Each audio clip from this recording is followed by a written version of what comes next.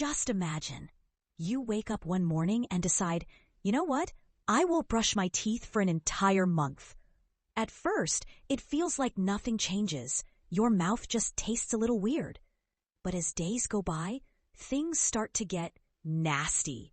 Your breath, your gums, even the bacteria living inside your mouth start working against you. So the big question is, what actually happens to your teeth, gums, and overall health if you don't brush for 30 days?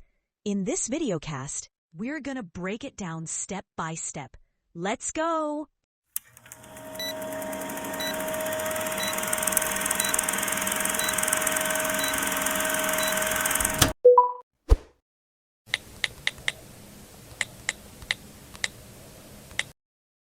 Welcome to the deep dive. Today we're doing something a bit different, giving you a real shortcut to understanding what happens step by step if you just stopped brushing your teeth. We're looking at a 30-day timeline, what goes down tomorrow, next week, a month out. Exactly. That's the plan. We're going to track that transformation, from that feeling, that fuzzy coat you get on your teeth, all the way to actual structural damage and even potentially risks to your whole body. And we're sticking to the facts here, right? Using the sources to map out when the damage really starts, when it speeds up, and when you absolutely need a dentist. We're following that timeline laid out in the material day by day, starting now. Right. Starting right after that hypothetical last brush. Okay, so let's jump right in. The clock's ticking. What happens almost immediately? Like in the first day or two, it's probably not super dramatic yet, but the sources say the groundwork for trouble gets laid fast. Yeah, it's fast. The first phase is really all about bacteria setting up shop. You've got leftover food bits, your saliva, and bacteria already in your mouth mixing together. And that creates plaque. It's this soft, sticky film, almost invisible at first, but it coats everything. Like a little bacterial city being built on your enamel. Pretty much, yeah. A bacterial condo under construction, like you said. And this isn't just sitting there, right? This plaque film actually starts attacking the tooth structure almost instantly. How quickly does that acid damage begin? Within, 24 hours? Yeah. Seriously. The bacteria in the plaque chow down on sugars and starches from your food and their waste product. It's acid. That acid lowers the pH right on the tooth surface. It starts this process called demineralization. Basically, the plaque begins pulling out the good minerals, calcium, phosphate from your enamel, weakening it. So tiny weak spots are forming immediately, and the first sign you'd actually feel is that fuzzy coating when you run your tongue over your teeth. Exactly. That fuzzy feeling is the plaque biofilm building up. And also, within that first 48 hours, you get the other big one, bad breath, halitosis. Right. Why so quickly? Well, the bacteria doing the early work are often fermenters. They release these volatile sulfur compounds as they eat, basically smelly gases. It's just chemistry happening in your mouth. Unavoidable once the plaque's there. Okay, so the beachhead is established. You've got plaque, enamel starting to weaken, fuzzy teeth, bad breath. Now let's skip ahead. The 1 week mark. The sources suggest this is when your body really notices the invasion, right? And starts to react visibly. Yeah, this is where things accelerate. Because the type of bacteria changes. In the first few days, maybe they're less aggressive, but by day 7, that plaque biofilm has matured. You get different more harmful bacteria really thriving in there. Okay. And the plaque piles up thicker, especially right along the gum line. That triggers your body's immune system. It finally goes, okay, we've got a problem here. And that immune response, that's inflammation, which we know as gingivitis, yeah. The first real stage of gum disease. So for someone listening, what are the dead giveaways that they've crossed from just having plaque to actual active gum disease? The gums look different. They get red, they look puffy or swollen. And the big one, they start bleeding easily. Like when you touch them, maybe even when you're just eating something crunchy. And that bleeding isn't just irritation, it's the body actively fighting. Exactly. It's the body trying to flush out the bacterial toxins. The gum tissue itself is inflamed, delicate, it breaks easily. That's a really important point. It's not just dirty, it's an actual immune battle happening.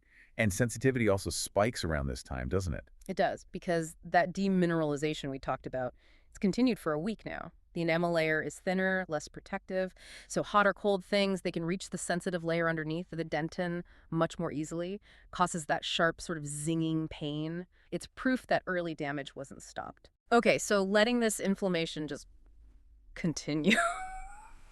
Let's push the timeline out now to the full 30 days. This seems like the real turning point based on the sources. You mentioned something fascinating, how the soft plaque becomes permanent. Yeah, this is the critical shift. We see soft plaque transform into calculus, or what most people call tartar. And the key word here is permanent. How does that happen? Over the 30 days, that plaque that's been sitting there starts soaking up minerals from your saliva, mostly calcium and phosphate. This mineralization process basically hardens the soft plaque into this rock-hard crust on your teeth. Wow. So your own saliva, which has minerals meant to help teeth, actually ends up making the plaque harder and worse. It's a bit ironic, yeah. Yeah. But that's how it works. And this is so crucial for you listening. Once plaque becomes tartar, you cannot brush it off. You can't floss it off. It's chemically bonded to the tooth. It forms this rust porous surface that's like a perfect anchor for even more bacteria. So only a dentist or hygienist can remove it with special tools. Exactly. They need to physically scrape it off. And having that tartar layer drives the chronic problems, right? The sources say by 30 days, the gums are still red, swollen, bleeding. The bad breath is constant, probably worse. What about the teeth themselves? Are we seeing actual decay now? Yes. We move from just weakened enamel to visible signs of decay. You might see these little white spots or lines on the teeth. That's the enamel showing significant mineral loss. It's visible damage. And if you let that continue, those areas can eventually break down, forming pits. And those pits become cavities, actual holes in the tooth structure. And on top of the structural damage, there's the look of it. Without brushing, teeth pick up stains really fast, don't they? Coffee, tea, whatever. Does the tartar make staining happen quicker? Absolutely. Tartar surface is rough and porous, unlike smooth enamel, so it grabs onto pigments from food and drinks much more easily, like microscopic Velcro. It acts like flypaper for stains, basically. So yeah, within a month, teeth can look noticeably yellow or brown. It's the stains sticking to the tartar and the plaque. Okay, let's pause for a second, make this super clear. I like analogies. Think of it like paint on a house wall. You stop cleaning it, stop brushing, dust settles. Yeah. That's your soft plaque. Right. Easy to wipe off initially. You wait longer, the dust gets grimy, maybe hardens in places, the paint looks darker. That's like the tartar forming and the staining setting in. Good analogy. Yeah. And then if you leave it even longer, The paint starts cracking, maybe the wall underneath gets damaged. That's your cavities, your gum problems getting serious, maybe gums pulling back. exactly. And that brings us neatly to reversibility. What can you fix yourself, and what's permanent damage after this 30-day mark? Yeah, that's key. What's salvageable? Well, the good news is the early stuff, the fuzzy feel, the bad breath, even the initial gingivitis symptoms like red, slightly swollen gums, and even those early white spots on the enamel, these can often be reversed through what we call remineralization. If you start brushing properly again, consistently, using fluoride toothpaste, flossing, you can actually help push minerals back into those weakened enamel spots.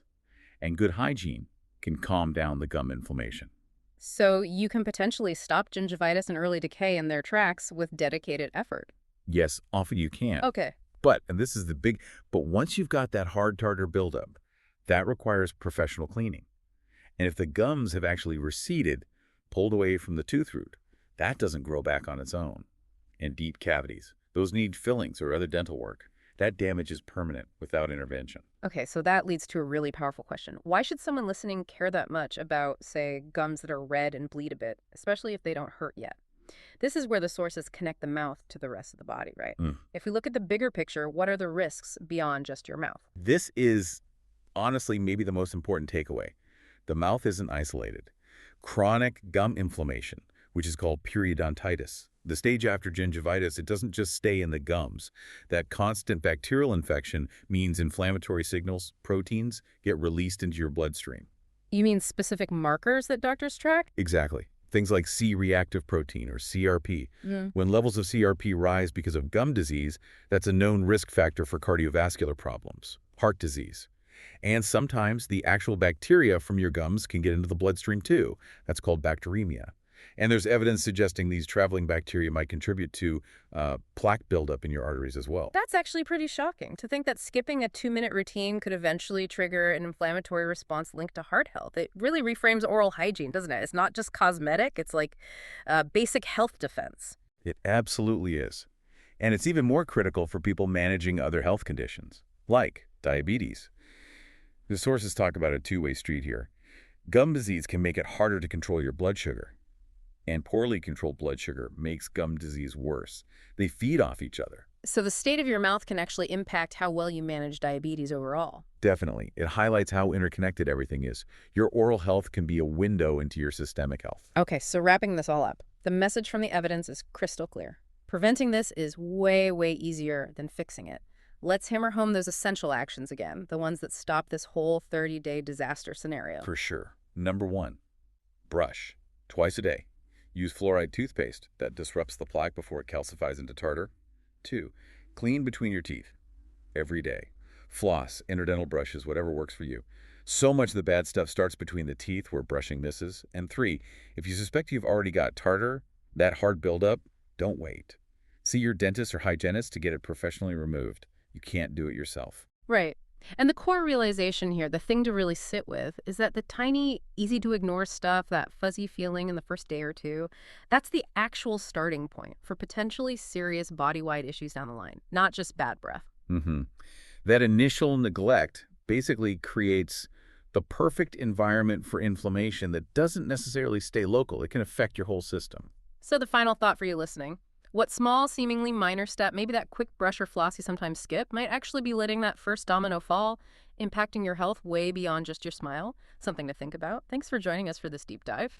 Now you know, skipping your toothbrush isn't just about bad breath or a little plaque. After a month without brushing, your teeth start to decay, your gums get inflamed, and harmful bacteria can even affect the rest of your body. So if you care about your smile, your confidence, and your health, never underestimate the power of just 2 minutes with a toothbrush. I'm glad you were here with me in this videocast. Before you go, don't forget to hit that subscribe button. See you soon.